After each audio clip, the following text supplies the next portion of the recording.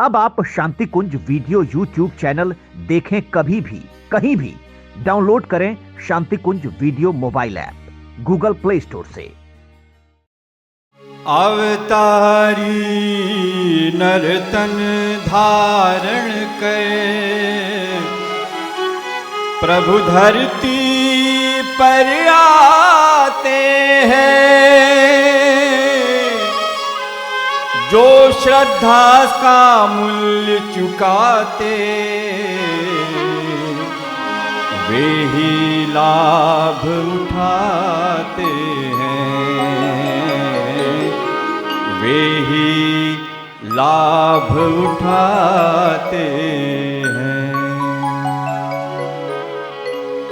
राम और श्री राम एक है, दुनिया जान न पाई।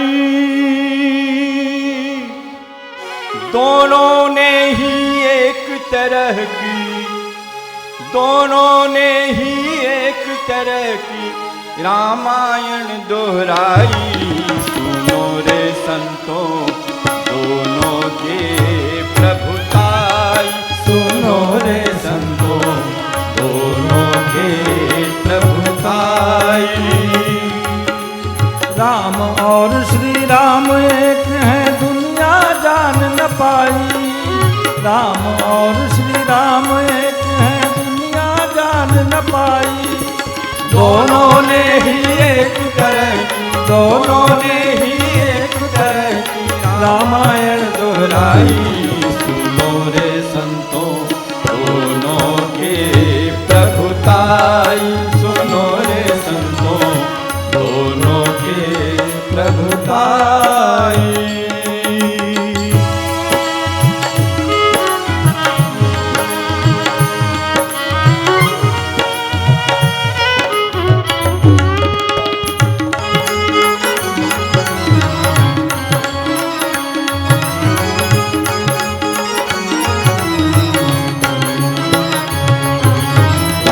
अयोध्या में जन्मे थे ऋषिकेश तपसाधा।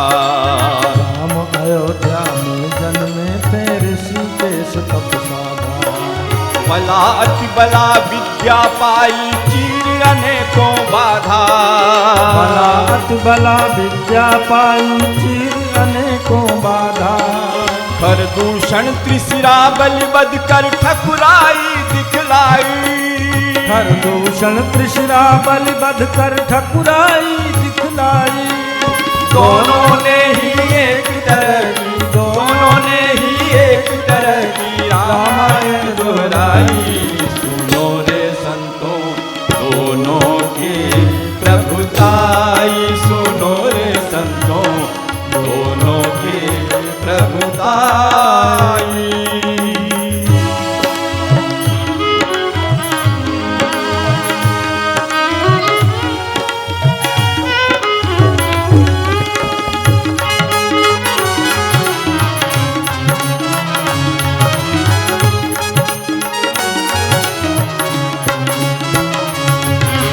अमल खेड़ा में जन्मे तप किया हिमालय जाकर। अमल खेड़ा में जन्मे तप किया हिमालय जाकर। किया जागरण कुंडलिनी का जौ की रोटी खाकर। किया जागरण कुंडलिनी का जौ की रोटी खाकर। ब्रिटिश हुकूमत मार भगाने की थी कठिन लड़ाई। ब्रिटिश हुकूमत मार भगाने की थी कठिन लड़ाई। दोनों ने ही एक तरह की, दोनों ने ही एक तरह की रामायण दोहराई। सुनो रे संतों दोनों की प्रभुताई, सुनो रे संतों दोनों की प्रभुताई।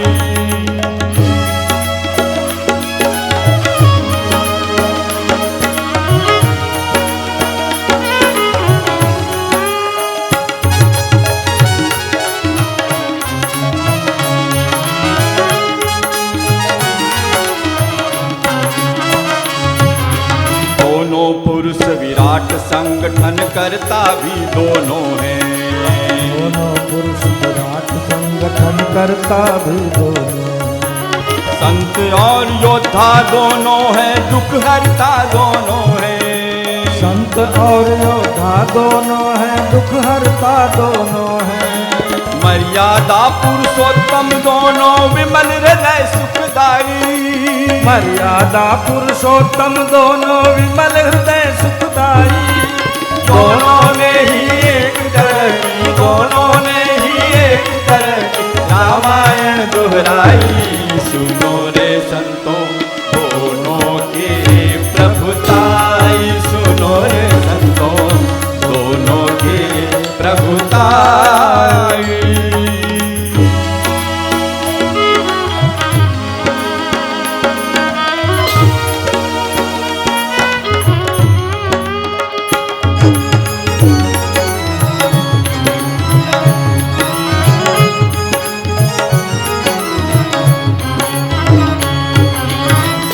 राम जन्मे कलयुग में, धर्म कर्म सब भूले।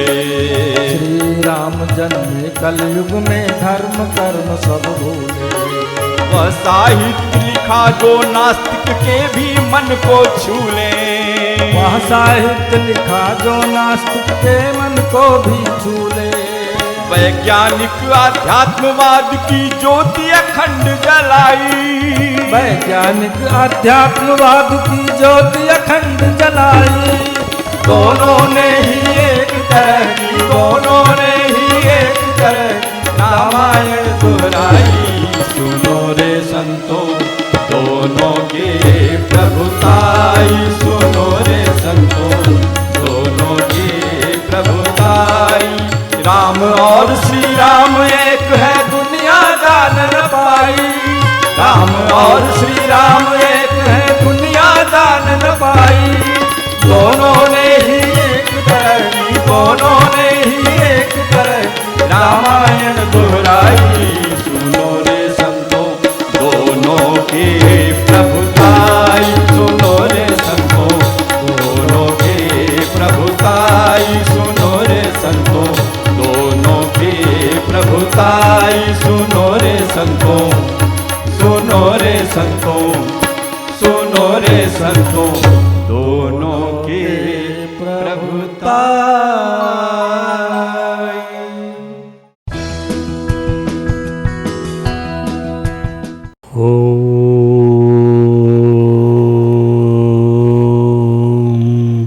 हम लोग श्री रामचरितमानस में राम वचनामृत सुन रहे हैं। यहाँ बैठे सभी देवतुल्य भाइयों, देवी स्वरूपा बहनों, शक्ति स्वरूपा माताओं, आप इनका श्रवण भी करें और उसके बाद इनके ऊपर चिंतन भी करें कि अगर हमें रामचरितमानस प्रिय है तो हम उसको कैसे जीवन में उतारें। रामायण पढ़ने से और रामचरितमानस को जीवन में उतारने से कितना लाभ मिलता है ये तो आपको समझ में आ रहा होगा धीरे धीरे। और केवल आज रामायण रखी है, आज रात को रामायण हमारे यहाँ होगी, तो रामायण करने से, भजन करने से नहीं होगी जब तक जीवन में नहीं उतरेगी। आज नवरात्रि का 6ठा दिन है और आज हम अरण्य कांड में शेष बचे हुए और किष्किंधा कांड में आए हुए श्री राम वचनामृत से संबंधित प्रसंगों पर चर्चा करेंगे। श्री राम नारद संवाद व संतों के गुण लक्षणों का उपदेश। पंपा नामक सरोवर के समीप अरण्य में नारद जी ने जब श्री रामचंद्र जी को देखा तब भगवान को विरह युक्त देखकर नारद जी के मन में विशेष रूप से सोच हुआ। देखो, हम अगर भगवान राम को देखते शायद तो हमारे मन में ये आता कि भगवान आए हैं, हम बड़े दुर्लभ कोटि के प्राणी हैं जो हमें दर्शन हो गए। पर नारद जी भी भ्रमित हो गए। उन्होंने विचार किया कि उनके ही श्राप के कारण श्री राम जी नाना प्रकार के दुखों का भार सह रहे हैं। अतः ऐसे भक्तवत्सल प्रभु को जाकर देखें, फिर ऐसा अवसर शायद कभी ना आए। यह सोचकर नारद जी प्रभु श्री रामचंद्र जी के समीप गए और प्रेम पूर्ण रामचरित का बखान करते हुए, आपको तो मालूम है नारद जी को अव्याहत गति प्राप्त है, वो पूरे विश्व में, संसार में कहीं भी घूम सकते हैं। और वहाँ वो पहुँचे तो उन्होंने देखा कि प्रेम पूर्ण रामचरित का बखान करते हुए उन्हें दंडवत प्रणाम किया। तब श्री रामचंद्र जी ने उन्हें उठाया और बहुत देर तक हृदय से लगाया। फिर उनसे कुशल समाचार पूछकर उन्हें अपने पास बैठा लिया। प्रभु श्री रामचंद्र जी को मन में प्रसन्न जानकर नारद जी ने उनसे कहा, हे स्वामी, मैं एक वर मांगता हूँ, वह मुझे आप दीजिए। यद्यपि आप अंतर्यामी होने के नाते सब जानते हैं। जानहु मुनि तुम मोर सभाऊ, जन सन कबहू के करऊँ दुराऊ। ये भगवान राम कहते हैं, कवन वस्तु अस प्रीम पोहि लागी, जो मुनिवर न सकऊ तुम मांगी। जन कहूँ कछु अदेय नहीं मोरे, अस विश्वास तजहूँ जनी भोरे। हे मुनि, तुम मेरा स्वभाव जानते ही हो, क्या मैं अपने भक्तों से कभी कुछ छिपाव करता हूँ? मैं किसी से नहीं छिपाता। मुझे ऐसी कौन सी वस्तु प्रिय लगती है जिसे हे मुनि श्रेष्ठ तुम नहीं मांग सकते। मुझे भक्त के लिए मेरे पास कोई भी चीज़ ऐसी नहीं है जो अदेय हो। ऐसा विश्वास भूलकर भी मत छोड़ो। तब नारद जी ने हर्षित होकर बोले, मैं ऐसा वर मांगता हूँ कि आपका राम नाम सब नामों से बढ़कर हो। मैं आपसे वर मांगता हूँ कि राम नाम के हर जगह जय जयकार हो, और राम नाम जो करेगा उसको लाभ मिलेगा। पाप रूपी पक्षियों के समूह के लिए वधिक के समान हो। यद्यपि प्रभु के अनेक नाम हैं और वेद कहते हैं कि ये सब एक से एक बढ़कर एक हैं, तो भी है नाथ, राम नाम सबसे श्रेष्ठ हो। आपकी भक्ति पूर्णिमा की रात्रि है, उसमें राम नाम यही पूर्ण चंद्रमा होकर और अन्य सब तारागण भक्तों के हृदय रूपी निर्मल आकाश में निवास करें। एवं मस्तु मुनि सन काह्यों कृपा सिंधु रघुनाथ। भगवान कहते हैं कि एवं मस्तु। तब कृपा सागर श्री रघुनाथ जी ने मुनि से कहा, नारद जी से कहा कि ऐसा ही हो। तब कृपा सिंधु ने कहा ऐसा ही हो। फिर नारद जी ने मन में अत्यंत हर्षित होकर प्रभु के चरणों में मस्तक नवाया। प्रभु श्री रघुनाथ जी को अत्यंत प्रसन्न जानकर नारद जी फिर कोमल वाणी बोले कि हे रघुनाथ जी, सुनिए, जब आपने अपनी माया को प्रेरित करके मुझे मोहित किया था तब मैं विवाह करना चाहता था। हे प्रभु, आपने मुझे किस कारण विवाह नहीं करने दिया? तब प्रभु श्री रामचंद्र जी बोले, सुन मुनि तो ही कहूँ सहरोसा, भजही जे मोही तजी सकल भरोसा। जो मुझे भजते हैं उनको मेरा भरोसा होता है। करऊँ सदा तिनके रखवारी, मैं उनके रखवारी करता हूँ। जिम्मे बालक राखई महतारी, इस तरह से बच्चे की माँ उसको संभाल के रखती है। गह शिशु बच्चे अनल नहीं धाई, आँख के पास नहीं आन देती। तह राखई जननी अरगाई, प्रोढ़ भय ते सुत पर माता, प्रीति करई नहीं पाशली बाता। मोरे प्रोढ़ तनय सम ज्ञानी, बालक सुत समदास अमानी। जानहि मोर बल निज बल ताही, दुह कह काम क्रोध रिपु आही। यह विचारे पंडित मोहि भजई, पायो ज्ञान भगति नहीं तजही। काम क्रोध लोभादि मद, प्रबल बोह के धारी। तिन मह अति दारुण दुखद, माया रूपी नारी। सुनो, मैं तुम्हें हर्ष के साथ कहता हूँ, जो समस्त आशा भरोसा छोड़कर केवल मुझको ही जब हंसते हैं, मैं सदा उनकी वैसी रखवाली करता हूँ जैसे माता बालक की रक्षा करती है। छोटा बच्चा जब दौड़कर आग और सांप को पकड़ने जाता है, माता उसे अपने हाथों से पकड़ के बचा लेती है।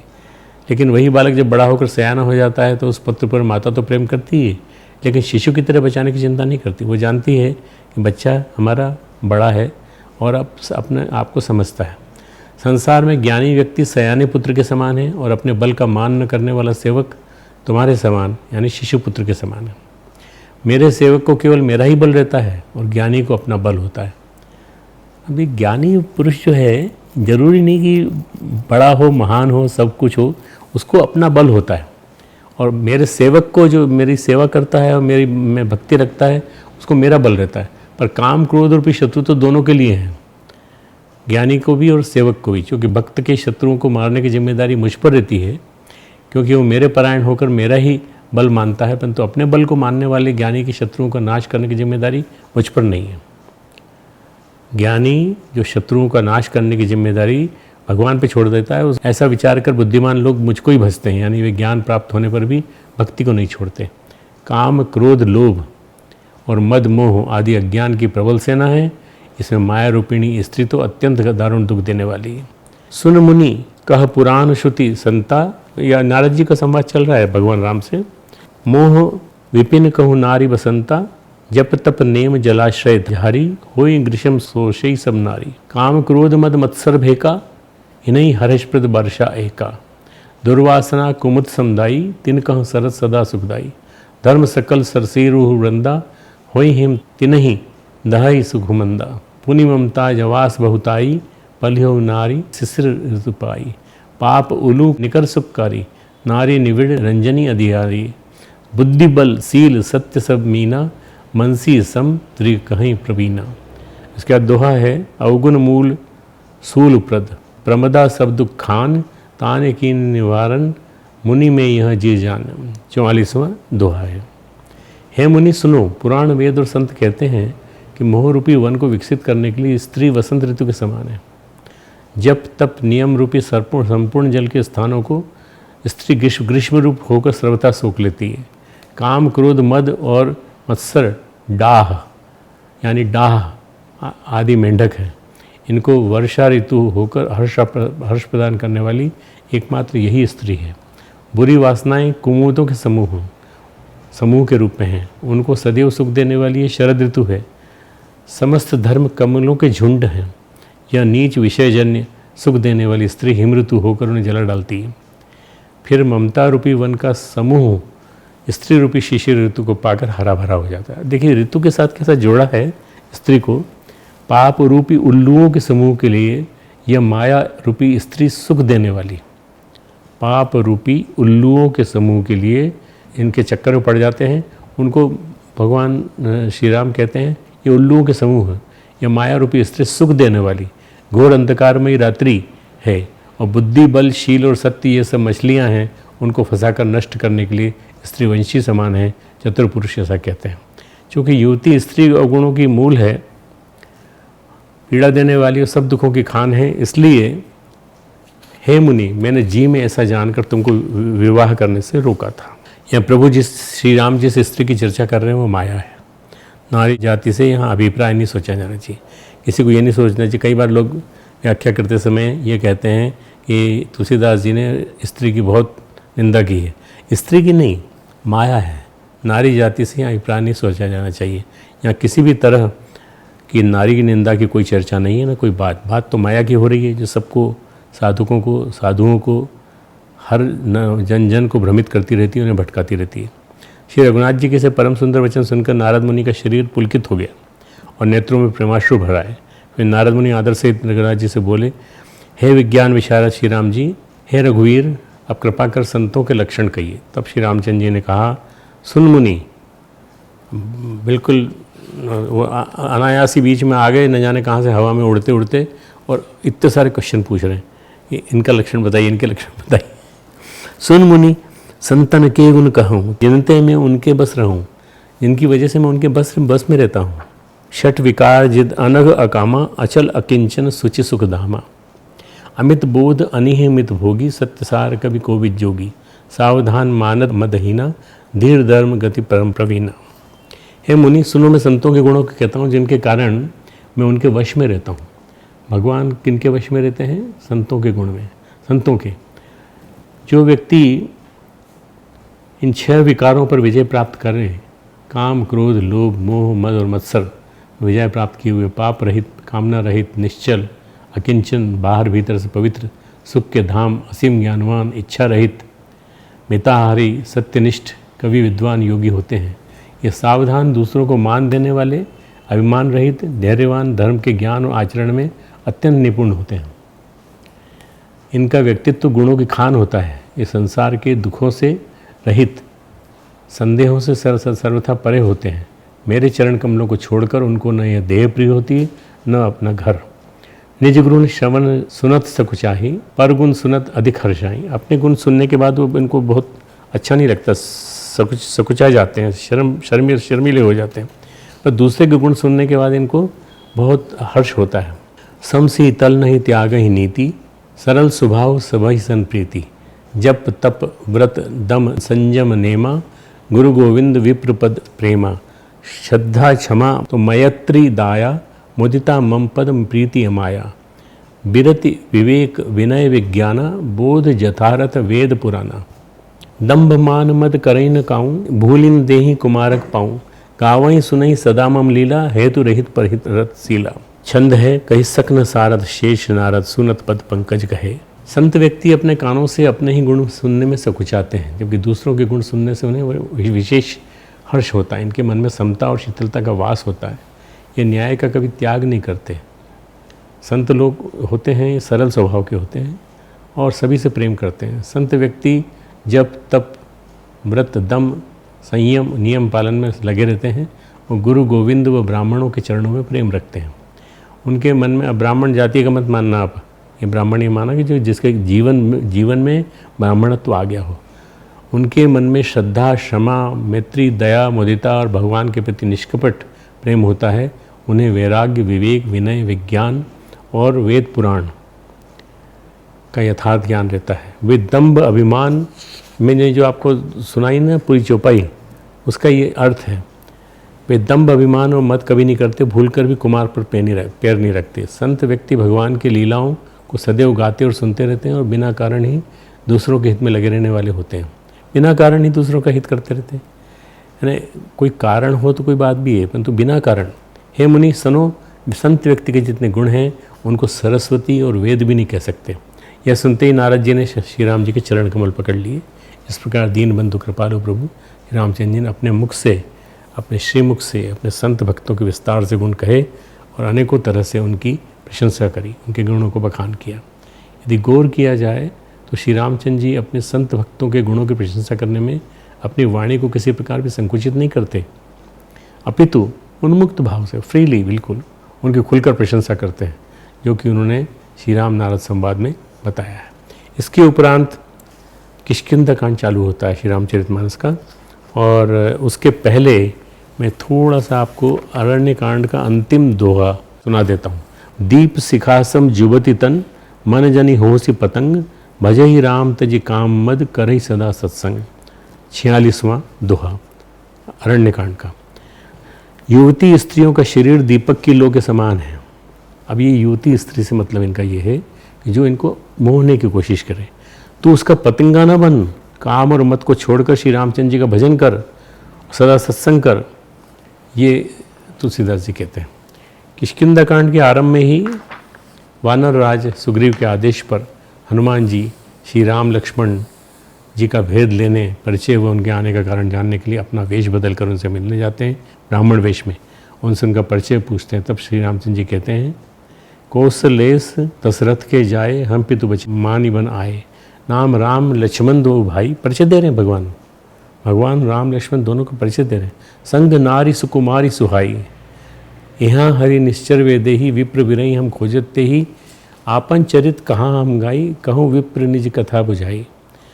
हम कौशलेश दशरथ के पुत्र हैं और पिता का वचन मानकर हम वन में आए हैं। हमारा नाम है राम और लक्ष्मण, हम दोनों भाई हैं। हमारे साथ एक सुंदर सुकुमार स्त्री थी। यहाँ वन में राक्षसों ने मेरी पत्नी जानकी को हरण कर लिया। अब भगवान राम किस तरह से सुनाते हैं, जैसे कोई विशेष परिचय नहीं दे रहे हैं, बिल्कुल सिंपल सा परिचय दे रहे हैं। हे ब्राह्मण, चूँकि उन्होंने हनुमान जी को उस रूप में देखा, हम उसे ही खोजते फिरते हैं, हमने तो अपना चरित्र कह सुनाया, अब हे ब्राह्मण अपनी कथा समझा कर कहिए। जब श्री राम लक्ष्मण जी ने हनुमान जी को अपना परिचय दिया, तब हनुमान जी प्रभु को पहचान कर उनके चरणों में गिर पड़े। हनुमान जी तो हैं ही रुद्रावतार, तो इसलिए उनको पहचानने में देर नहीं लगी। उन्हें न पहचान पाने के लिए हनुमान जी खेद प्रकट करने लगे, अपना असली रूप तत्क्षण प्रकट कर दिया। हनुमान जी उसी वानर रूप में आ गए। यद्यपि हनुमान जी श्री राम लक्ष्मण का भेद लेने के लिए अपना वेश बदल कर आए थे, लेकिन उनका परिचय जानकर तत्क्षण ही अपने असली रूप में आ गए। अपने भूल के लिए प्रेम पूर्वक क्षमा प्रार्थना करने लगे, हाथ जोड़कर कि भगवान हमें क्षमा कर दें। वेश बदलकर किसी का भेद पता करना बुरी बात नहीं है, गलत बात तो तब है जब वेश बदलकर किसी के साथ छल करते हैं, जैसे कि रावण और काल ने भी नहीं किया। ये तुलसीदास जी ने टिप्पणी जोड़ी है। हनुमान जी के प्रेम को देखकर श्री रघुनाथ जी ने उन्हें उठाकर अपने हृदय से लगा लिया और कहा, सुनो कपि, हे वानर सुन, जिय मानसी जनि ऊना, ते मम प्रिय लक्ष्मण ते दूना। समदर्शी मही कह सब कोई, सेवक प्रिय अनन्य गति सोई। सो अनन्य जाके ऐसी मति न तरई हनुमंत, मैं सेवक सचराचर रूप स्वामी भगवंत। ये मैं कई बार अपने लेक्चर में इस चौपाई को भी बोलता हूँ, दोहे को बोलता हूँ। हे कपि सुनो, मन में ग्लानि मत रखो। मुझे समदर्शी कहते हैं तो इसलिए मेरा ना कोई प्रिय है ना अप्रिय है, पर मुझको सेवक प्रिय है, क्योंकि वो अनन्य गति से होता है, यानी मुझे छोड़कर उसे कोई दूसरा सहारा नहीं होता है। हनुमान अन्य वही है जिसकी ऐसी बुद्धि कभी नहीं टलती कि मैं सेवक हूँ और चराचर जड़ चेतन जगत मेरे स्वामी भगवान का रूप है। मैं सेवक सचराचर रूप स्वामी भगवंत। ये लाइन आप याद कर लीजिएगा, क्योंकि ये आपके उद्बोधनों में गुरुदेव का वर्णन करते समय आपको इनको ले सकते हैं। यह चराचर, मैं सेवक हूँ, ये चराचर जड़ चेतन जगत मेरे स्वामी भगवान का रूप है। प्रभु श्री रामचंद्र जी की अनुकूल प्रसन्नता देखकर हनुमान जी के हृदय में हर्ष आ गया। कहे नाथ, इस पर्वत पर वानरराज सुग्रीव रहता है, वो आपका दास है, आप उससे दोस्ती करिए, मित्रता कीजिए, उसे दीन जानकर निर्भय कर दीजिए। वो माता सीता की खोज कराएगा और सब दिशाओं में करोड़ों वानरों को भेजेगा, एक नहीं करोड़ों वानर। इस तरह सब बातें समझाकर हनुमान जी दोनों भाइयों को अपनी पीठ पर बिठाकर, ये फ़ोटो बड़ा प्रसिद्ध है, जब हनुमान जी ने दोनों भाइयों को अपनी पीठ पर बिठाया और सुग्रीव से मित्रता है तो मिलाने के लिए ले गए और ऋष्यमुख पर्वत पर उनकी मित्रता कराई। श्री राम सुग्रीव संवाद जब होता है तो वो सुनिए, मित्र के गुण धर्म पर चर्चा। मित्रता होने पर सुग्रीव ने श्री रामचंद्र जी को सीता जी के संबंध में कुछ बात बताई कि किस पर्वत पर उनकी आकाश मार्ग से जाती हुई विलाप करती हुई उन्होंने आभूषण गिराकर अपने संदेश देती हुई सीता जी को देखा था। सीता जी के गिराए हुए आभूषणों को देखकर श्री रामचंद्र जी दुखी होकर सोच में डूब गए। तब सुग्रीव ने कहा, हे रघुवीर, सोच छोड़िए, मन में धीरज लाइए, मैं आपकी सब प्रकार से मदद करूंगा जिससे जानकी जी आपको मिले। अब दोहा है, सखा वचन सुनी हर्षे कृपा सिंधु बल सीव, कारण कवन बसो बन मोहि कहूँ सुग्रीव। तब श्री राम जी सखा सुग्रीव के वचन सुनकर हर्षित होकर बोले, हे सुग्रीव, मुझे बताओ तुम वन में किस कारण रहते हो। तब सुग्रीव ने अपने भाई बाली की पूरी कथा बताई और कहा, इस ऋष्यमुख पर्वत पर श्राप के कारण बाली नहीं आ सकता, इसलिए उससे बचने के लिए मैं यहाँ रहता हूँ। तब श्री राम जी उस सुग्रीव को वचन देते हैं, सुनो सुग्रीव, मारे हूँ बाल ही एक ही बाण, मैं एक ही बाण से मार दूंगा उसको। ब्रह्म रुद्र शरणागत गए न उभरे पान। हे सुग्रीव सुनो, मैं एक ही बाण से बाली को मार डालूंगा, ब्रह्मा और रुद्र की शरण में जाने पर भी उसके प्राण नहीं बचेंगे। ब्रह्मा और भगवान शिव। यहाँ पर श्री रामचंद्र जी अपने मित्र सुग्रीव से सबसे पहले उसके दुख कष्टों के बारे में पूछते हैं और उसके निवारण का प्रण करते हैं। फिर भगवान श्री राम वानरराज सुग्रीव से मित्र के गुण धर्म बताते कहते हैं, जेन मित्र दुख होई दुखारी, तेनहि बिलोकत पातक भारी। निज दुख गिरि सम रज करी जाना, मित्रक दुख रज मेरु समाना। जिनके अति असी मति सहज न आई, ते सटकत हठिकरत मिताई। कुपथ निवारि सुपंथ चलावा, गुण प्रगटे अवगुण ही दुरावा। देत लेत मन संकन धरई, बल अनुमान सदा हित करई। विपत्ति काल कर सद्गुण नेहा, श्रुति कह संत मित्र गुण नेहा। आगे कह मृदु वचन बनाई, पाछे अनहित मन कुटिलाई। जाकर चित अहि गत सम भाई, अस्मित्र कुमित्र परिहरई भलाई। यहाँ मित्र और अमित्र जो दोस्त नहीं होता उनके बारे में बता रहे हैं। सेवक सठ नृप कृपन कुनारी, कपटी मित्र सूल समचारी। सखा सोच त्यागहु बल मोरे, सब विधि घटप काज में तोरे। जो लोग मित्र के दुख से दुखी नहीं होते उन्हें देखने से बड़ा पाप लगता है। अपने पर्वत के समान दुख को धूल के समान और मित्र के धूल के समान दुख को सुमेरु यानी बड़े भारी पर्वत के समान जाने। जिन्हें स्वभाव से ही ऐसी बुद्धि प्राप्त नहीं है, ये मूर्ख हट करके क्यों किसी से मित्रता करते हैं। मित्र का धर्म है कि वो मित्र को बुरे मार्ग से रोककर अच्छे मार्ग पर चलाए। देखिए, ये आज हर एक को जानना जरूरी है कि मित्र, सच्चा मित्र कौन है। बुरे मार्ग से रोककर अच्छे मार्ग पर चलाए, उसके गुण प्रकट करे और अवगुणों को छिपाए। लेने देने में मन में शंका न रखे, अपने बल के अनुसार सदा हित ही करता रहे। विपत्ति के समय तो सदा सोगुना स्नेह करे। वेद कहते हैं कि संत यानी श्रेष्ठ मित्र के यही लक्षण और गुण हैं, जो सामने तो बना कर कोमल वचन कहता है और पीठ पीछे बुराई करता है तथा मन में कुटिलता रखता है। हे भाई, इस तरह जिसका मन सांप की चाल की तरह चलता है, उसे ऐसे कुमित्र को त्यागने में भलाई है। मूर्ख सेवक, कंजूस राजा, उल्टा स्त्री, कपटी मित्र। देखिए, 4 चीज़ें हैं, ये इनको भगवान ने कांटा कहा है, गोस्वामी तुलसीदास जी ने कांटा कहा है। शूल के समान पीड़ा देने वाले, मूर्ख सेवक, आपका सेवक मूर्ख नहीं होना चाहिए। कंजूस राजा, राजा कंजूस नहीं होना चाहिए। उल्टा स्त्री, स्त्री जो हो वो दुष्चरित्र वाला नहीं होना चाहिए। और कपटी मित्र, ये चारों शूल के समान पीड़ा देने वाले हैं। हे सखा, मेरे बल पर अब तुम चिंता छोड़ दो, मैं सब प्रकार से तुम्हारे काम आऊँगा, यानी तुम्हारी सहायता करूँगा। जब सुग्रीव ने श्री राम जी को दुंदुभी राक्षस की हड्डियाँ और ताल के वृक्ष दिखलाए, श्री रघुनाथ जी ने बिना ही परिश्रम से आसानी से ढहा दिया। तब श्री रामचंद्र जी का अपरिमित बल देखकर सुग्रीव को मन में खूब खुशी हुई। उन्होंने कहा, यह विश्वास हो गया उसको कि ये बाली का वध अवश्य करेंगे। लेकिन जब सुग्रीव के मन में ज्ञान उत्पन्न हुआ तो सब कुछ छोड़कर प्रभु की सेवा करने लगा, दिन रात भजन करने लगे। वैराग्यपूर्ण बातें करने लगे। तब श्री रामचंद्र जी ने उनसे कहा, जो कुछ कहो सत्य सब सोई, सखा वचन मम मृषा न होई। मेरा वचन कोई झूठ नहीं है, मिथ्या नहीं होता। बालम मालिम बाना जाएगा, तुम्हें राज्य मिलेगा, चाहे तुम मेरा कीर्तन करो चाहे न करो, चाहे तुम मेरी उपासना करो चाहे न करो। इस प्रकार मित्र के गुणधर्म बताने के साथ श्री रामचंद्र जी ने बाली को मारने के अपने वचन को दोहराया, सुग्रीव को विश्वास देते हुए उसे निर्भय किया। श्री राम बाली संवाद। अब ये थोड़ा संवाद सुनने लायक है, क्योंकि नीति की बात है इसमें। सुग्रीव बाली युद्ध के समय जब श्री राम जी ने बाली के हृदय में बाण मारा तो वो बाण लगते ही व्याकुल होकर पृथ्वी पर गिर पड़ा, और श्री राम जी के श्याम शरीर को देखकर अपना जन्म उसने सफल माना। उसके हृदय में प्रीति थी, लेकिन मुख में कठोर वचन थे, इसलिए वो श्री राम जी की ओर देख के बोला, हे गोसाई, आपने धर्म की रक्षा के लिए अवतार लिया है और मुझे व्याध की तरह से छिपकर मारा। मैं वैरी और सुग्रीव प्यारा, हे नाथ, किस दोष के कारण आपने मुझे मारा? तब श्री रामचंद्र जी ने कहा, अनुज वधु भगिनी सुत नारी, सुनु सठ कन्या समय चारी। इन्हीं कुदृष्टि बिलो कई जोई, ताही बधे कछु पाप न होई। मूढ़ तो ही अति स्वाभिमाना, नारी सिखावन करसी न काना। मम भुज बल आश्रित ते ही जानी, मारा चहसी अधम अभिमानी।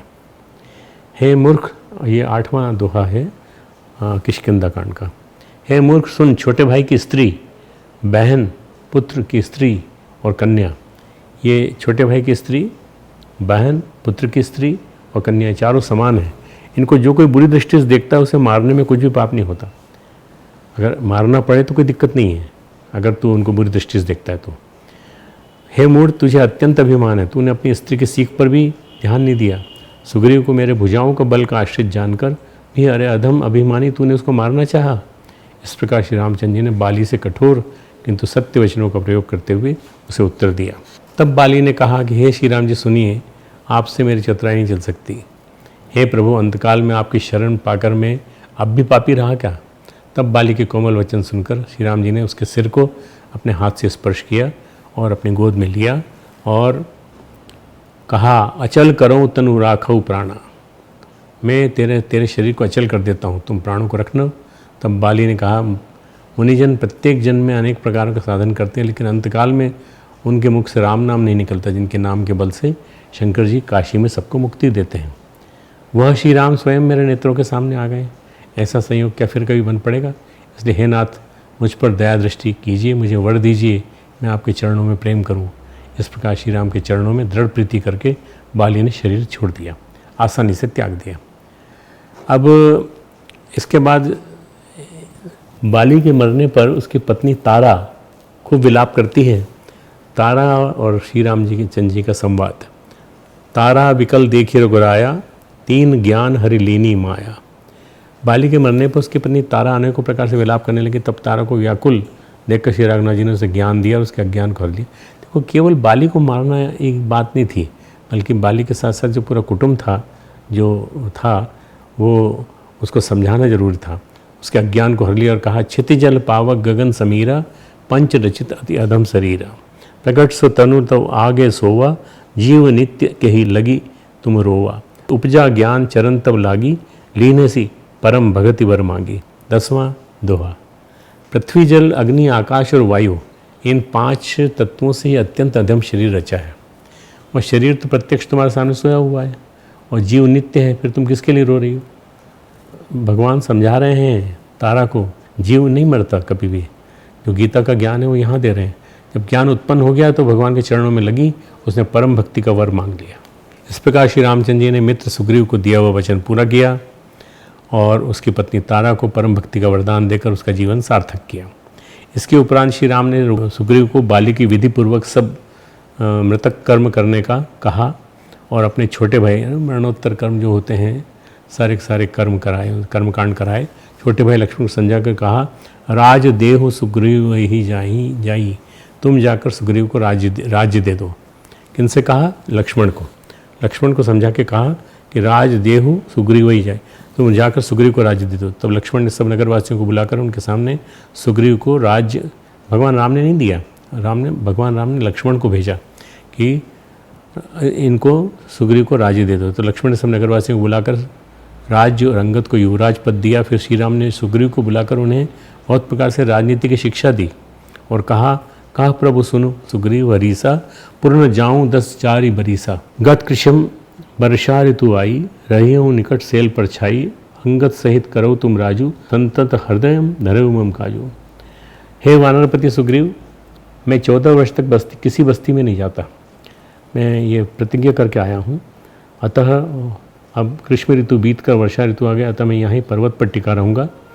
तुम अंगत सहित राज्य करो और मेरे काम का हृदय में सदा ध्यान रखना। मेरा काम क्या है? सीता को लाना। तदनंतर जब सुग्रीव जी घर लौट आए तब श्री राम जी प्रवर्षण पर्वत पर जाकर रहने लगे। श्री राम लक्ष्मण संवाद। अब इसका राम लक्ष्मण संवाद। राम के पास बैठे लक्ष्मण, तो उन्होंने जो भी कुछ ज्ञान पाया वो आप सुनिए। भक्ति, वैराग्य, राजनीति और ज्ञान की अनेकों कथाएं सुनी। लक्ष्मण देख मोर गण नाचत बारिद पेखी, गृही विरति रत हर्ष जस विष्णु भगत कहूँ देखी। हे लक्ष्मण देखो, जैसे वैराग्य में अनुरक्त गृहस्थ किसी विष्णु भक्त को देख हर्षित होते हैं, वैसे ही मोरों के झुंड बादलों को देखकर नाच रहे हैं। अब वो वर्णन कर रहे हैं वहाँ पे। अब उस वर्णन के साथ वैसे ही मोरों के झुंड बादल देख के नाच रहे हैं। घन घमंड नभ गर्जत घोरा, प्रिया हीन डरपत मन मोरा, दामिनी दमक रहन घन माही, कल की प्रीति जथा तिरनाई, वर्षई जलद भूमि निहराएं, जथा नवही बुध विद्या पाएँ, बूंद अघात सहै गिर कैसे, खल के वचन संत सहे जैसे। क्षुद्र नदी भरी चली तो राई, भर भर के चल रही नदियाँ, जस थोरे धन खल इतराई, भूमि परत भर डाबर पानी। कई बार लोगों को ये चौपाई सुनाते हैं हम लोग। भूमि परत भर डाबर पानी, भूमि पर पड़ते ही पानी पूरी तरह से कीचड़ की तरह फैल जाता है। तनु जीव ही माया लपटानी, उसी तरह से जीव जो है माया में लिपट गया है। समिट समिट जल भरई तलावा, जिमि सद्गुण सज्जन पही आवा, सरिता जल जल निधि बहु जाई, होई अचल जिमि जीव हरि पाई। दोहा है, हरित भूमि तन संकुल, समुझ परई नहीं पंथ, जिमि पाखंड बात ते गुप्त हुई सदग्रंथ। जिस तरह प्रिया सीता जी की याद में मेरा मन व्याकुल है। अब देखिए, लक्ष्मण को संदेश दे रहे हैं, लक्ष्मण को उपदेश दे रहे हैं, पर याद सीता जी की कर रहे हैं। सीता जी की याद में मेरा मन व्याकुल है। उसी तरह आकाश में बादल घुमड़ कर घोर गर्जना करते हुए मेरी व्याकुलता को दर्शा रहे हैं। जैसे दुष्ट की प्रीति स्थिर नहीं रहती, वैसे बिजली की चमक भी बादलों में ठहरती नहीं है। जैसे विद्या पाकर विद्वान नम्र हो जाते हैं, वैसे ही बादल पृथ्वी के समीप नीचे उतर कर बरस रहे हैं। जैसे दुष्टों के वचन संत सहते हैं, वैसे बूंदों की चोट पर्वत सहते हैं। जैसे थोड़े धन से भी दुष्ट इतरा जाते हैं, यानी मर्यादा त्याग कर देते हैं, वैसे ही छोटी नदियाँ जल से भरकर किनारों को तोड़ती हुई चल रही हैं।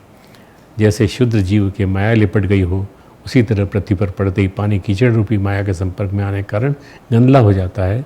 जैसे सद्गुण एक एक कर सज्जन के पास चले आते हैं, वैसे ही वर्षा ऋतु में जल एकत्र होकर तालाबों में भर रहा है। जैसे जीव श्री हरि को पाकर अचल यानी आवागमन से मुक्त हो जाता है, वैसे नदी का जल समुद्र में जाकर स्थिर हो जाता है। जैसे पाखंड मत के प्रचार से सद्ग्रंथ लुप्त हो जाते हैं, वैसे ही इस वर्षा ऋतु में पृथ्वी घास से परिपूर्ण होकर हरी हो गई है, जिससे रास्ते समझ नहीं पड़ते। ये देखिए, ज्ञान कहाँ दे रहे हैं? अपनी पत्नी की वेदना का व्याख्या करते हुए ज्ञान दे रहे हैं लक्ष्मण को। अब पूरी वर्षा ऋतु का वर्णन आ गया है। अब उसके बाद और आगे सुनिए। दादुर धुनि चहु दिशा सुहाई, वेद पढ़ई जन बटु समुदायी, नव पल्लव भय विटप अनेका, साधक मंजस मिले विवेका। अर्क जवास पात मिनु भयो, जस सुराज खल उद्यम गयो, खोजत कतऊ मिलई नहीं धूरी, करई क्रोध जिमि धर्मई दूरी। सचि संपन्न सोहमय कैसी, उपकारी के संपत्ति जैसी, निशितम घन कद्योत विराजा, जनु दम्भिन कर मिला समाजा। महावृष्टि जल फूटी फूटी कियारी, जिमि सुतंत्र भय बिगड़ई नारी, कृषि निवड़ा वहीं चतुर किसाना, जिमि तु बुद्ध तजई मोह मद माना। देखिए चक्रवाक खगनाही, कलिहि पाहि जिमि धर्म पराही, ऊषर वर्षई तृण नहीं जामा, जिमि हरिजन ही उपज न कामा। विविध जंतु संकुल मही राजा, प्रजा बाढ़ जिमि पाई सुराजा, जहाँ तहाँ रहे पथिक थकिनाना, जिमि इंद्रियगण उपजे ज्ञाना। इतना बड़ा जो वर्णन है उसकी समरी है। देखिए, चारों दिशाओं में मेढकों की ध्वनि ऐसी सुहावनी है मानो विद्यार्थियों के समुदाय वेद पढ़ रहे हों। अनेकों वृक्षों में नए पत्ते आ गए हैं। जैसे वर्षा का वर्णन चल रहा है और ये सुना रहे हैं राम लक्ष्मण को ज्ञान दे रहे हैं, जिससे वे ऐसे हरे भरे एवं सुशोभित हो गए हैं जैसे साधक का मन विवेक ज्ञान प्राप्त होने पर हो जाता है। मदार और जवासा बिना पत्ते के हो गए, यानी उनके पत्ते झड़ गए। जैसे श्रेष्ठ राज्य में दुष्टों की एक भी नहीं चलती, वैसी वर्षा ऋतु में धूल कहीं खोजने पर भी नहीं मिलती। अब किसी ने सोचा होगा कि ये क्या है, काश क्या क्या श्लोक है जिसमें भगवान राम लक्ष्मण को समझा रहे हैं। जैसे क्रोध धर्म को दूर कर देता है, अर्थात क्रोध का आवेश होने पर धर्म का ज्ञान नहीं रहता। कबहु प्रबल वह मारुत जहता मेघ बिलाई, जिमि कपूत के उपजे कुल सद्धर्म नाही। कबहु दिवस महानिमित्तम कबहु प्रगट पतंग, बिनसई उपजई ज्ञान जिमि पाई कुसंग सुसंग। कभी कभी वायु बड़े जोर से चलती है जिसके बादल जहाँ तहाँ गायब हो जाते हैं। जैसे कुपुत्र के उत्पन्न होने से कुल के श्रेष्ठ आचरण नष्ट। ये लक्ष्मण के IQ के हिसाब से वो उसको समझा रहे हैं ज्ञान पूरा, और वो भी उदाहरण भी दे रहे हैं तो वर्षा ऋतु का, और विभिन्न प्रकार से बादल, वायु, और किस तरह से दे रहे हैं। देखिए, जैसे कुसंग पाकर ज्ञान नष्ट हो जाता है, सुसंग पाकर उत्पन्न हो जाता है, वैसे ही कभी बादलों के कारण दिन में कभी घोर अंधकार छा जाता है, कभी सूर्य प्रकट हो जाता है। अब आगे उसी प्रसंग को आगे बढ़ाते हैं। हे लक्ष्मण, वर्षा विगत शरद ऋतु आई, लक्ष्मण देखो परम सुहाई। फूलें कास सकल मही छाई, जनु वर्षाकृत प्रकट बुढ़ाई। उदित अगस्ति पंथ जल शोषा, जिमि लोभई सोषई संतोषा। सरिता सर निर्मल जन सोहा, संत हृदय जसगत मदमोहा। रस रस सुख सरित सर पानी, ममता त्याग करें जिमि ज्ञानी। जानी शरद ऋतु खंजन आए, पाई समय जिमि सुकृत सुहाय। पंकन रेणु सोह असि धरनी, नित निपुण निप केज सि करनी। जल संकोच विकल भई मीना, अबुध कुटुंबी जिमि धनहीना। बिनु घन निर्मल सोह आकाशा, हरिजन एव परिहरि सब आशा। कहूँ कहूँ वृष्टि सारदी थोरी, को एक पाओ भगत जिमि मोरी। दोहा है इसी के बाद। चले हरिज तज नगर नृप, तापस बनिक भिखारी। जिमि हरे भगति पाई श्रम, तजई आश्रमी चाय। हे लक्ष्मण, देखो वर्षा बीत गई, और मैंने जो पूरा ऊपर पढ़ा है वो तुमको समझ में नहीं आया हो तो कोई बात नहीं, आप लोग समझ में नहीं आया तो कोई बात नहीं, आप उसका हिंदी में अर्थ समझ लीजिए। हे लक्ष्मण, देखो वर्षा बीत गई और परम सुंदर शरद ऋतु आ गई। फूले हुए काश से सारी पृथ्वी छा गई। आप जानते हैं बहुत सारे लोग किसान होंगे, फूला हुआ काश फूल जाता है तो पृथ्वी छा जाती है। मानो वर्षा ऋतु ने काश रूपी सफ़ेद बालों रूपी अपना बुढ़ापा प्रकट किया। मैं जा रही हूँ, बूढ़ी हो गई, मैं जा रही हूँ। अगस्त के तारे ने उदय होकर मार्ग के जल को सोख लिया, जैसे संतोष लोक को सोख लेता है। नदियों और तालाबों का जल धीरे धीरे सूख रहा है, जैसे ज्ञानी पुरुष ममता का त्याग करते हैं। शरद ऋतु जानकर खंजन पक्षी आ गए, जैसे समय पाकर सुंदर सुकृत आ जाते हैं, यानी पुण्य प्रकट हो जाते हैं। न कीचड़ है न धूल, इससे धरती निर्मल होकर ऐसी शोभा दे रही है जैसे नीति निपुण राजा की करनी शोभा पाती है। जल के कम हो जाने से मछलियाँ व्याकुल हो रही हैं, जैसे मूर्ख गृहस्थ धन के बिना व्याकुल होता है। जैसे के माध्यम से हर एक जगह उपमा देते जा रहे हैं। बिना बादलों का निर्मल आकाश ऐसा शोभित हो रहा है जैसे भगवत भक्त सब आशाओं को छोड़कर सुशोभित होते हैं। कहीं कहीं बिरले स्थानों में शरद ऋतु की थोड़ी थोड़ी वर्षा हो रही है, जैसे कोई बिरले ही मेरी भक्ति पाते हैं। शरद ऋतु पाकर राजा, तपस्वी, व्यापारी, भिखारी क्रमशः विजय, तप, व्यापार और भिक्षा के लिए हर्षित होकर नगर के लिए। देखिए, आप इसको समझने की कोशिश करना। जो उन्होंने कहा था शरद ऋतु आ गई तो राजा, तपस्वी, व्यापारी, भिखारी क्रमशः विजय, तप, व्यापार और भिक्षा के लिए हर्षित होकर नगर छोड़कर चले, जैसे हरि की भक्ति पाकर चारों आश्रम वाले नाना प्रकार के साधन रूपी श्रमों को त्याग देते हैं। सूखी मीन जिन नीर अगाधा, जिमि हरि सरन एको बाधा। फूलें कमल सोह सरस गैसा, निर्गुण ब्रह्म सगुण भय जैसा। गूंजत मधुकर सुखर अनूपा, सुंदर खगरव नाना रूपा। चक्रवाक मन दुख निवेखी, जिमि दुर्जन पर संपत्ति देखी। चाटक रचत त्रिषाति ओही, जिमि सुख लहि न शंकर द्रोही। शारदा तप निशि शशि अपरई, संत दरस जिमि पातक टरई। देख इंदु चकोर समुदायी, चितवहीं जिमि हरिजन हरि पाई। मसक दंस बीते हरि त्रासा, जिमि द्विज किए कुल नासा। दोहा है, भूमि जीव संकुल रहे, गए शरद ऋतु पाई। सद्गुरु मिले जहाँ जेमि संशय, भ्रम समुदाय। भगवान कह रहे हैं, श्री रामचंद्र जी ने जो वर्णन किया है वर्षा ऋतु एवं जल का, किस प्रकार से जल चारों तरफ फैल गया है।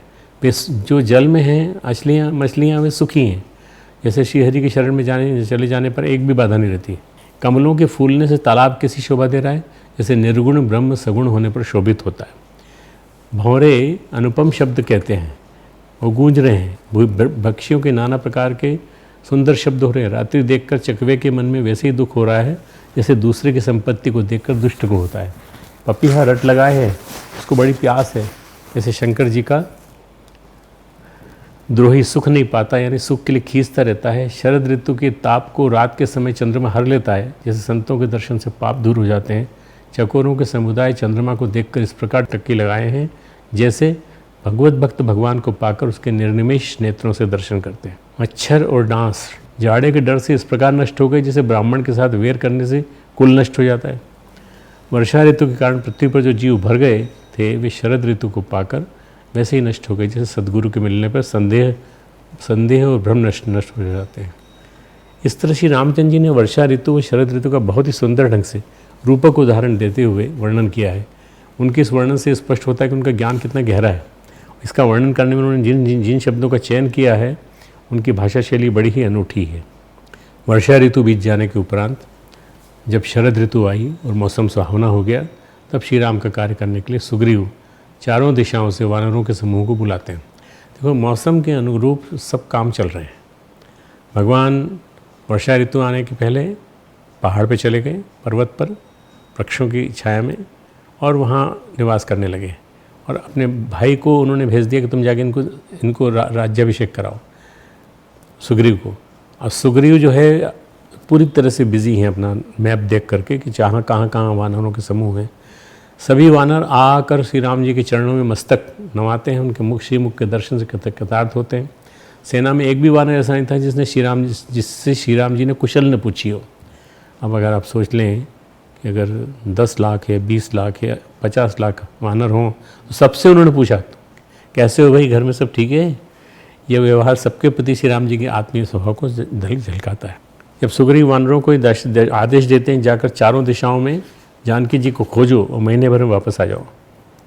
1 महीने के अंदर तुमको आना है, क्योंकि यही महीना है शरद ऋतु का जब तुम कर सकते हो। तब सुग्रीव के वचन सुनते सब वानर भिन्न भिन्न दिशाओं में चल दिए। इसके बाद सुग्रीव ने नग, अंगद, नल, हनुमान आदि प्रधान योद्धाओं को बुलाकर उन्हें दक्षिण दिशा में जाकर सीता जी को खोजने के लिए कहा। इस तरह सभी आज्ञा मांगकर और रघुनाथ जी के चरणों में सिर नवाकर हर्षित होकर चले। सबसे पीछे पवनसुत हनुमान जी ने रघुनाथ जी के चरणों में सिर नवाया। कार्य का विचार कर प्रभु श्री रामचंद्र जी ने उन्हें अपने पास बिठा के समझाया और अपने कर कमल से उनके सिर के स्पर्श किया। अपना सेवक जानकर उन्हें अपने हाथ की अंगूठी दी। उन्होंने कहा, बहु प्रकार सी तब समझाई, कही बल बिरह बेग तुम आई, हनुमत जन्म सफल करी माना, चलो हृदय धरि कृपा निधाना। बहुत अच्छी तरह सीता को समझाना, मेरा बल तथा विरह प्रेम कहकर तुम शीघ्र लौट आना। हनुमान जी ने अपना जन्म सफल माना, कृपा निधि प्रभु को हृदय में धारण करके चले। जो उन्होंने अंगूठी दी थी, वो अंगूठी सीता जी को संदेशवाहक के रूप में दी थी। हनुमान जी उनके वो हैं, परम आत्मीय शिष्य हैं, ऐसा मान के चले सीता, इसलिए वो थे। श्री रामचंद्र ने कई बार सेनापतियों के होते हुए भी केवल हनुमान जी को ही अपनी अंगूठी उतार कर दी, उनसे अपनी बात कही। इससे स्पष्ट होता है कि श्री रामचंद्र जी अतीन्द्रिय ज्ञान संपन्न थे, जिससे वे जान गए थे कि मेरा काम कौन कर सकता है। हनुमान जी ही जानकी का पता लगा पाएंगे। इस तरह किष्किंधा कांड में श्री राम वचनामृत का अध्याय संपूर्ण हुआ।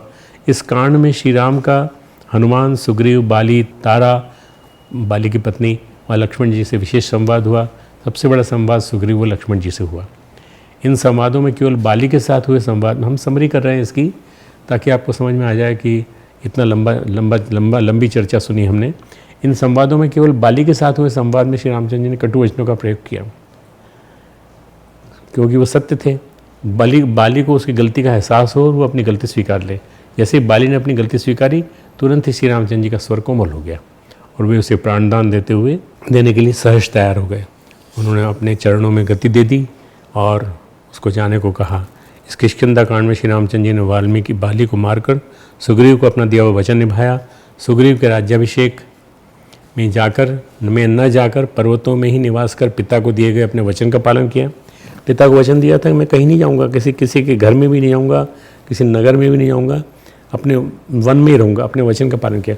और वर्षा ऋतु के चातुर्मास प्रवर्षण व्रत पर ही बिता दिए उन्होंने। जो ये पर्वत है, प्रवर्षण पर्वत है, वर्षा ऋतु के 4 मास उन्होंने इसी में बिताए। शरद ऋतु आने पर वानरों के सहयोग से पुनः सीता की खोज में लग गए सब वानर। आज श्री भक्तों की कथा प्रसंग में हमारा मन है कि गोस्वामी तुलसीदास जी की कथा प्रसंग हम कहें आपसे, क्योंकि तुलसीदास जी ने जिस हिसाब से ये वर्णन लिखा है बहुत महत्वपूर्ण, उसके माध्यम से हमारे मन में उनके लिए भक्ति होना चाहिए। भक्त तुलसी का जीवन प्रसंग जिसकी रामचरितमानस हम सुन रहे हैं, प्रसंग के अनुसार ऐसा कहते हैं कि गोस्वामी तुलसीदास जी महर्षि वाल्मीकि के अवतार थे। इन्होंने राम बोला बालक के रूप में जन्म लिया था। और कथा कुछ इस प्रकार है कि वाल्मीकि जी और हनुमान जी के बीच में राम कथा के संबंध में थोड़ी नाराज़गी हुई थी।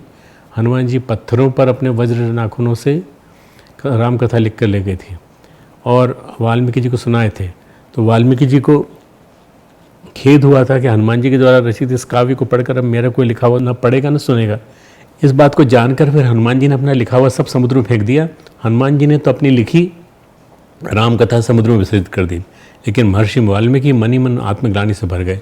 निश्चय किया मैं पुनः जन्म और जीवन धारण करके हनुमान उपासना करते हुए श्री राम कथा, राम भक्ति और हनुमान भक्ति का प्रसार करूँगा। उसी के अनुसार तुलसीदास जी का जन्म हुआ। फेंके हुए जो पत्थर थे बाद में मुनियों के द्वारा निकाले गए, यही पत्थर निकाले गए मुनियों के द्वारा। उसके आधार पर हनुमान नाटक ग्रंथ तैयार हुआ जो आज भी उपलब्ध है। हाँ, वो सभी पत्थर नहीं मिल पाए, इसलिए हनुमान नाटक पूर्ण नहीं है। वाल्मीकि जी की कथा सबको पता है कि जब वो महर्षि नहीं थे तो वो रत्नाकर डाकू थे। उस समय उनसे बहुत से पाप हो गए थे, लोगों को लूटने का पाप, उन्हें मारने व सताने का। उन्हीं पापों को भोगने के लिए तुलसीदास जी ने को बचपन में बहुत कष्ट सहना पड़ा। उनका जन्म आज से लगभग 550 वर्ष पूर्व यमुना नदी के किनारे राजापुर नाम की जगह पे हुआ था। पहले वो बांदा जिले में था, चित्रकूट जिले में है। तो वहाँ एक ब्राह्मण के घर उनका जन्म हुआ। जन्म समय ऐसा नक्षत्र, ऐसा मुहूर्त था कि लोग घबरा गए। जन्म के समय उनकी माता स्वर्गवास चली गई और एक चुनिया नाम की दासी उन्हें लेकर हरिपुर नाम के गांव के एक गांव चली गई। तुलसीदास जी बचपन का नाम था राम बोला, क्योंकि बच्चा पैदा हुआ, उनके दांत भी थे। दांत देखकर लोगों ने समझा कि अमंगल बच्चा है। पैदा होते ही बच्चे ने रुदन नहीं किया, राम राम बोलने लगा, इसलिए उसका नाम राम बोला रख दिया कि जब बोला भी तो राम बोला। राम बोला नामक चुनिया दासी 5 वर्ष तक संभाली राम बालक को। इसके बाद वो चल बसी। तो लोगों ने उसके पिताजी को कहा कि आप अपना बच्चा ले जाइए। पिताजी ने कह दिया कि ऐसे बच्चे को नहीं ले जाऊंगा जो सारे परिवार को ख़त्म कर रहा है। इस तरह अनजाने उनके द्वारा भक्त का तिरस्कार हो गया। थोड़े दिन बाद वो भी चल बसे। बचपन में राम बोला को बहुत कष्ट सहने पड़े। एक हनुमान जी मंदिर के सम्मुख लोग चना डालते थे, वही चना खा कर रहते थे। किसी के लिए यहाँ कुछ खाने को मिल जाए तो मांग करके खा लेते थे। वो कष्ट उनको बहुत दिन तक झेलना पड़ा। इस तरह पिछले जन्म का भोग भोगने के बाद उनको माता पार्वती कृपा हुई और माता पार्वती दिन में एक बार उनके पास आती थी, ऐसा कहते हैं, और उनको भोजन कराकर वापस चली जाती थी। एक बार ये भेद किसी तरह खुल गया। स्वयं भगवान शिव की प्रिया अन्नपूर्णा आकर इनको भोजन कराती हैं। तो जब भेद खुल गया तो अब रोज़ाना नहीं आ सकती थी, क्योंकि अब लोग उन्हें देखने के लिए बैठे रहते थे। तब नरहरि आनंद महाराज को दर्शन देकर भगवान शिव ने आज्ञा दी कि आप जाओ और राम बोला को वहाँ से लेकर अयोध्या जी जाओ, सरयू में स्नान करो और वहीं सरयू किनारे उन्हें विरक्त वैष्णव संत की दीक्षा दो। उन दिनों नरहरियानंद जी महाराज चित्रकूट में रहते थे और उन्हें वहाँ पर अत्रि ऋषि व अनुसुईया माता दर्शन देते थे, जो कि अब भी वहाँ पर है। लेकिन उनके दर्शन सबको नहीं होते। अनुसुईया माता का एक दिव्य तुलसी वन था जिसकी सेवा करने का आदेश उनको अनुसुईया माता ने दिया था। उसी तुलसी वन में नरहरियानंद जी इतना अनुरक्त हो गए थे कि उसी में रज बस गए थे। लेकिन शिव जी की आज्ञा से तुलसी वन छोड़कर जाना पड़ा। जाते समय उन्होंने माता से ये कहा, अनुसुईया माता से कहा कि शिव जी की आज्ञा से मैं अभी तुलसी वन छोड़ रहा हूँ। राम बोला को नरहरियानंद योग मार्ग से अयोध्या जी ले गए थे। दीक्षा के बाद राम बोला संत तुलसीदास हो गए थे, जिन्हें साथ लेकर नरहरियानंद जी ने तीर्थों का भी जितना वो करना था, टूर करना था, वो भी करवाई, तीर्थाटन भी करवाया। रामचरितमानस में अपने गुरु को प्रणाम करते हुए तुलसीदास जी कहते हैं, बंदों गुरुपद कंज कृपा सिंधु न रूप हरि महामोह तम पुंज जासु वचन रवि करने कर। ये बालकांड में आया है, दोहा 5वां। अब इसका अपने गुरु से उन्हें जो शिक्षा मिली, वो ज्ञान मिला, उसके बारे में कहते हैं, मैं पुनि निज गुरु सन सुनी कथा सुसु कर खेत समुझी नहीं तासी बालपन तब अति रहे अचेत। तदपि कही गुरु 12 समुझी परी कछुमतु अनुसारा, उन्होंने स्वीकार किया है मेरे गुरुदेव ने मुझे राम कथा बार बार सुनाई थी और विनम्रता ये वक्त की है कि मैं अपनी छोटी बुद्धि के अनुसार उसे थोड़ा थोड़ा समझ पाया। बाद में नरहरि महाराज उनको लेकर काशी में आए। नरहरि जी के काशी वास के समय पर उन्होंने अपने गुरु भाई शेष सनातन जी के पास में छोड़ दिया कि पहले तुम वेद सीखो, पुराण का अध्ययन करो, और वो कुछ दिनों के बाद वो अपना शरीर छोड़ दिए। लेकिन इसके पहले एक घटना घटी थी जिसमें तुलसीदास जी क्या करते थे, शौच क्रिया के बाद का बचा हुआ जल एक वृक्ष में डाल देते थे। एक पेड़ के पास जाते और वहाँ शौच करते और उसके बाद वो क्रिया के बाद एक वृक्ष में डाल देते थे। उस वृक्ष में एक प्रेत रहता था। उस प्रेत को अशुद्ध जल ही पीने का अधिकार था और कुछ नहीं, साफ पानी नहीं पी सकता था। तो 41 दिन तक निरंतर उस वृक्ष में शौच क्रिया के बाद का जल डालने से फिर वो प्रेत प्रकट हो गया। बोला मैं तुमसे प्रसन्न हूँ, बताओ तुम क्या चाहते हो। तुलसीदास जी ने कहा मैं भगवान का दर्शन करना चाहता हूँ। प्रेत ने कहा मैं ये नहीं करा सकता, क्योंकि मैं अगर कर सकता मैं ही मुक्त हो जाता अभी तक।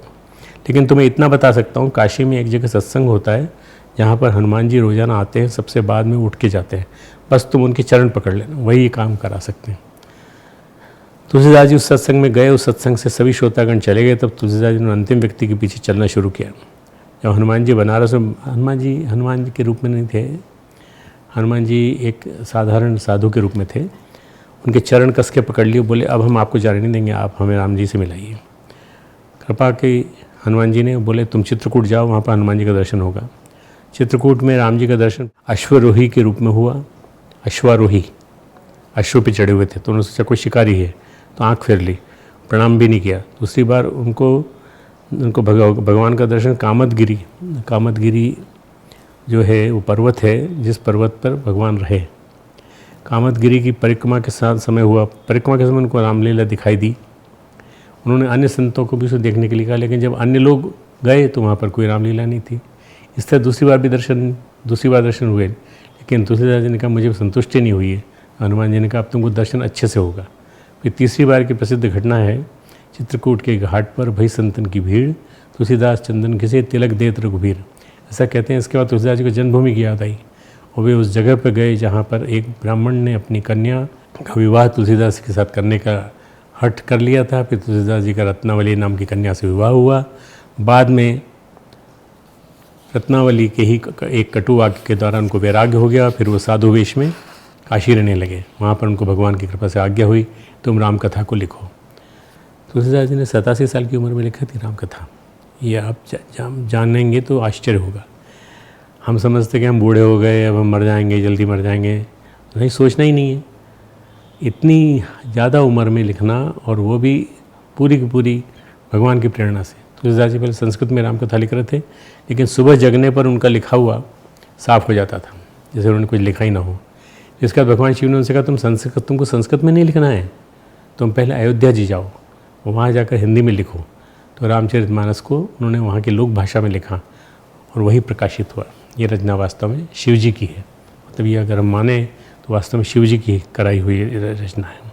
ये इसलिए लिखी उन्होंने कि जन जन की भाषा है ये। कई लोग बोलते हैं ये रचना 2 साल में लिखी गई थी, कोई कहते हैं 3 साल में लिखी गई, लेकिन महायोगी का कहना है कि तुलसीदास जी को एक दिव्य लेखनी सरस्वती माता ने दी और गणेश जी ने उन्हें शक्ति दी। कुल 3 दिन में ही रामचरितमानस की रचना तुलसीदास जी ने अयोध्या में की थी, और वो जगह अयोध्या में तुलसी चौरा नाम से है जहाँ पर उन्होंने रचना की थी। बाद में उस पुस्तक को लेकर के तुलसीदास जी काशी आए। जब संत लोग उस पुस्तक का पाठ करते थे तो विद्वान लोग ईर्ष्यावश उनसे लड़ाई करने को तैयार होते थे कि जिसे तुम रामायण बता रहे हो हम संस्कृत में बताते हैं, तुम हिंदी में बता रहे हो। हिंदी में लिखी रामायण को हम नहीं मान सकते, पहले इसकी परीक्षा होगी। उस समय काशी में सबसे विद्वान व्यक्ति थे मधुसूदन सरस्वती, और इनके पास परीक्षा के लिए भेजी गई इस काशी रूपी आनंद वन में। पहले मैं से पूरा पढ़ूंगा तब बताऊंगा। जब मधुसूदन सरस्वती जी ने इसको पूरा पढ़ा तब बताया। जब बोले कि इस काशी रूपी आनंद वन में तुलसीदास जी चलते फिरते तुलसी का पौधा है और जिनकी मंजरी है राम कथा। इस राम कथा के हर पुष्प पर यानी हर शब्द पर राम रूपी भोना मंडराता रहता है। इस प्रकार से गुणगान किया। तब भी लोगों ने कहा ये दोनों लोग मिलकर एक हो गए, जैसे सरस्वती जी की बड़ाई कर रहे हैं। इसलिए अब फिर से रामचरितमानस जी की परीक्षा की जाएगी। काशी में भोलेनाथ विश्वनाथ के दरबार में मंदिर में सब ग्रंथों के नीचे रामचरितमानस को रखा गया, उसके ऊपर सब ग्रंथ रखे गए। सुबह जब मंदिर खुला तो सब ग्रंथों के ऊपर रामचरितमानस रखा था और स्वयं शिव जी ने सत्यम शिवम सुंदरम लिख कर के वहाँ रखा था और उस मंदिर को में हस्ताक्षर करके रख दिया था और मंदिर के अंदर भी सत्यम शिवम सुंदरम की आवाज़ गूंज रही थी। इस आवाज़ को सुनकर सबको विश्वास हो गया स्वयं शिव जी महाराज जी ने इसे स्वीकार किया है, तो अब इसमें संदेह कुछ भी नहीं है। अब देखिए ये 15वीं-16वीं शताब्दी की आसपास की बात है, तो इसका मतलब ये है कि ये हमको किसी बात का संशय नहीं करना चाहिए।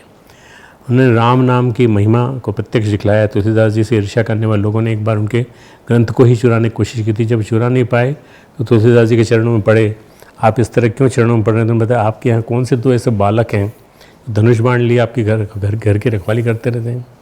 तब तुलसीदास स्वयं भगवान राम और लक्ष्मण हमारे ग्रंथ की रक्षा करते हैं, इसलिए अब ये ग्रंथ मैं अपने पास नहीं रखूँगा। अपने मित्र टोडरमल के यहाँ वो ग्रंथ सुरक्षित रख दिया। टोडरमल अकबर के 9 रत्न, उन रत्नों में से एक थे। गोस्वामी तुलसीदास द्वारा रचे हुए 12 ग्रंथ प्रसिद्ध हैं। जो 12 ग्रंथ हैं वो सुन लीजिए। दोहावली, कवित्त रामायण, गीतावली, रामचरितमानस, राम लला, नाछू, पार्वती मंगल, जानकी मंगल, बरवई रामायण, रामाज्ञा, विनय पत्रिका, वैराग्य संदीपनी, कृष्ण गीतावली। इसके अलावा भी राम सत्सई, संकट मोचन, हनुमान बहुक, राम शलाका, हनुमान चालीसा, राम नाम मणि, कोश मंजूषा आदि ग्रंथ भी उन्हीं के नाम से प्रसिद्ध हैं। 126 वर्ष की उम्र में संवत 1680 की श्रावण शुक्ल सप्तमी को तुलसीदास जी ने देह त्याग कर संघ साकेत लोक को प्रयाण किया। यद्यपि तुलसीदास जी आज जीवित नहीं हैं, फिर भी अपनी रचना रामचरितमानस के आधार पर हमेशा स्मरण किए जाते हैं और किए जाएंगे। ये गोस्वामी तुलसीदास जी की जो जीवनी के माध्यम से आपको पता चलेगा कितना कठिन कार्य उन्होंने किया, और वो जो किया वो किसकी कृपा से किया? तो माँ सरस्वती कृपा से। गोस्वामी तुलसीदास जी की रामकथा भारत के घर घर में बड़े आदर और भक्ति के साथ आज भी पढ़ी जाती है, पूछी जाती है। उसका अखंड पाठ या अनुष्ठान किया जाता है। कई घरों में मैंने देखा है कि अखंड पाठ करते हैं, इसका अनुष्ठान करते हैं, और विशेष रूप से सुंदरकांड का पाठ होता है तो वो भी विशेष होता है। और कई लोग, मैंने भी अपने बचपन में बहुत बार सुंदरकांड का पाठ किया और बहुत बार रामचरितमानस का पाठ किया। इनका रामचरितमानस ग्रंथ अद्भुत व तरन तारण ग्रंथ है। इसने कितने ही लोगों का उद्धार किया है। आप लोग भी अगर करेंगे रामचरितमानस का ग्रंथ का पारायण तो आपकी निश्चित रूप से उद्धार होगा आपका। आज की बात यही समाप्त। हमारे YouTube चैनल शांति कुंज वीडियो गायत्री परिवार को सब्सक्राइब करें एवं बेल आइकन जरूर दबाएं ताकि गायत्री परिवार की विभिन्न गतिविधियों की जानकारी आपको मिलती रहे।